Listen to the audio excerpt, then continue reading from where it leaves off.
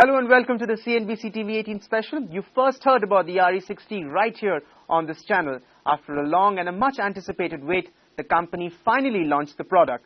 We are in conversation with the man himself, Rajiv Bajaj. Thank you very much, Mr. Bajaj, for speaking with us. You and I have had long conversations about the RE60. Finally, it's there. Were you surprised by the acrimony that this product created within the industry? Clearly, when you had first unveiled it, since then the industry has been divided on this. Were you surprised at the sheer animosity that you felt from some of the incumbents?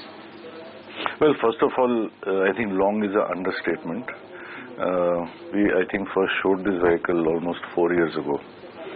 So it's been a excruciatingly long period of time.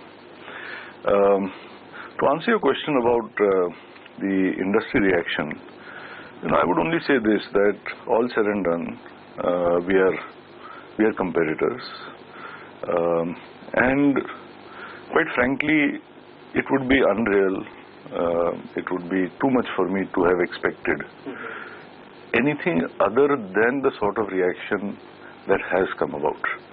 And I'll tell you what I mean by that. See, essentially, as I've always said from the beginning, the RE60 is not a small car. It is actually an exotic three-wheeler. It's a three-wheeler with four wheels, with four doors, with a hard roof, with seat belts, the kind of stuff that's not associated with three-wheelers. So I think it has the potential to really disrupt the marketplace, i.e. the three-wheeler space first and foremost. Now, if I were in the shoes of some of my competitors that make three-wheelers, I would be absolutely paranoid about the prospects of this vehicle. And what would I do? I would do everything within my powers. Hopefully, all that is legitimate and not more than that. I won't cross that line. Has it been crossed? Do you feel that somewhere, stealthily, has that line been crossed? It's not for me to say. It is for you to say, because you've been trying to sort of sell this product, trying to convince the government, trying to convince NGOs, you've been up against many sort of people, actors who've been concerned about the viability and the safety of this product. So in that sense, do you feel somewhere that this invisible line that you're talking about may have been crossed? No, I would answer it like this. I still don't think it is for me to say, in the sense that if some competitor has resorted to some, let's say, below the belt activities to try and put a spoke in the wheel, at least publicly, in all four wheels, I should not say it in a public platform anyway, unless I have absolute proof of that, and I don't. So I think I must be measured about that. Having said that, I must clarify one comment that you made.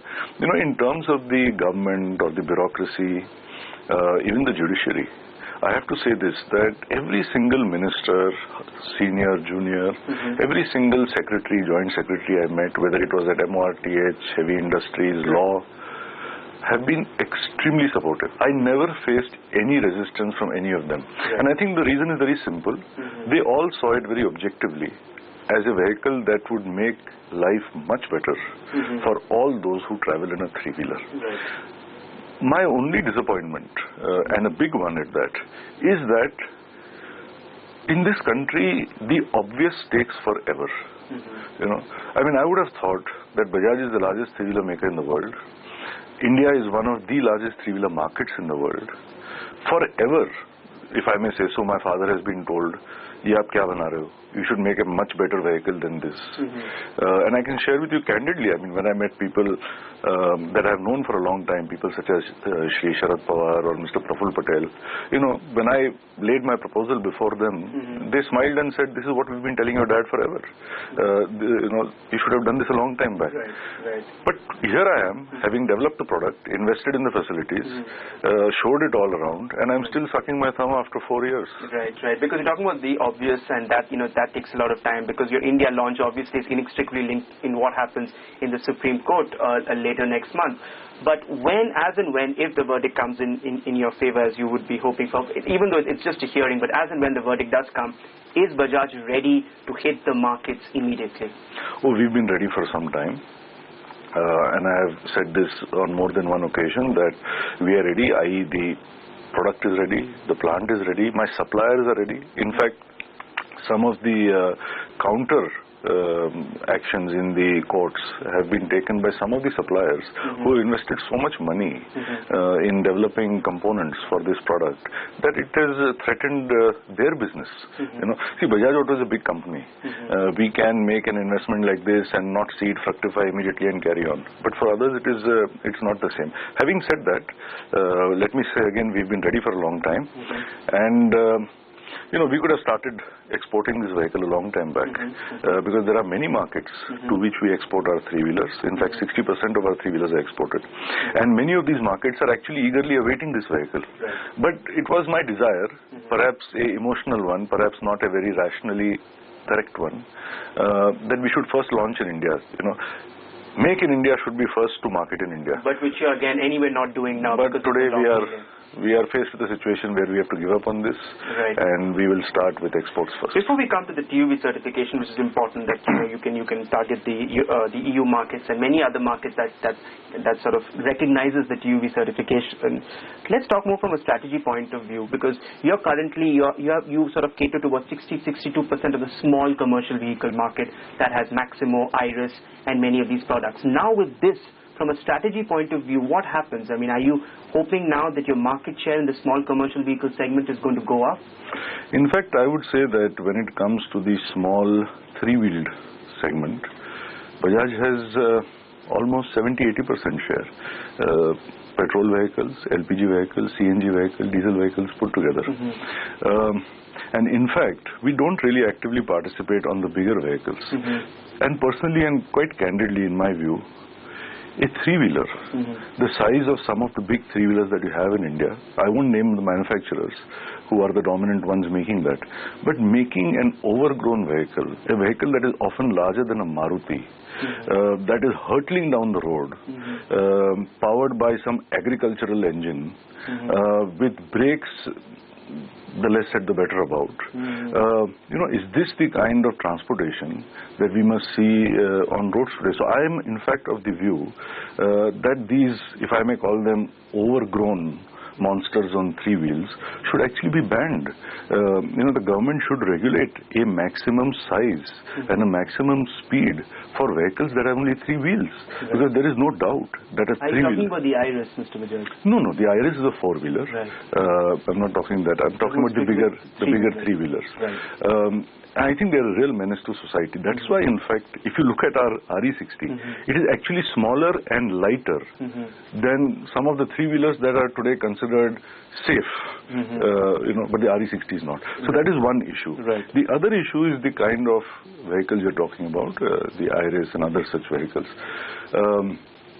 In my view, that is more a matter of company strategy. There's nothing wrong with those vehicles from a consumer point of view. It's very nice. But these are vehicles that, from my point of view, are not vehicles that are really designed up with the skills and the cost structure embedded in it of a three-wheeler.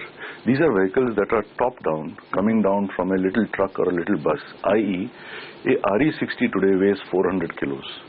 A three-wheeler we make weighs 300 kilos. The vehicle such as the Iris, if I'm not wrong, weighs about, say, 700 kilos. Can you really have a 700 kilo vehicle that A, is viable for the company when it is priced closer and closer to a 300 kilo vehicle? Can a vehicle that is twice the weight actually deliver the mileage and the emission that a smaller vehicle can? It cannot. So in my view, it is a flawed strategy, but hey, it's not my product, so it's none of my business. In your investor presentation in December last year, you spoke basically about how the fares that companies like Uber and Ola are offering are unsustainable, but if they sort of adopt the RE60, then their fares will be more sustainable. So that gave us a peek into how the management is thinking. Now that we have you, Is that what the plan is? Will you, once it becomes commercially viable in India, will you be reaching out to the Ubers and the Olas of the world? I would definitely be very enthusiastic about that. And while I don't have much first-hand information to share with you right now, but I do know that my colleagues who have responsibility for this business have been in touch with many such aggregators, not only the bigger and well-known ones you named, but the more local guys also. And I'm told that they are very excited about the proposition of a four-wheeled covered vehicle that will offer a little for a little more than a three-wheeler in terms of fare. It will offer a lot more and will hopefully, I mean, at least I would hope, hit a sweet spot somewhere between the three-wheeler on the one side and a typical car on the other side.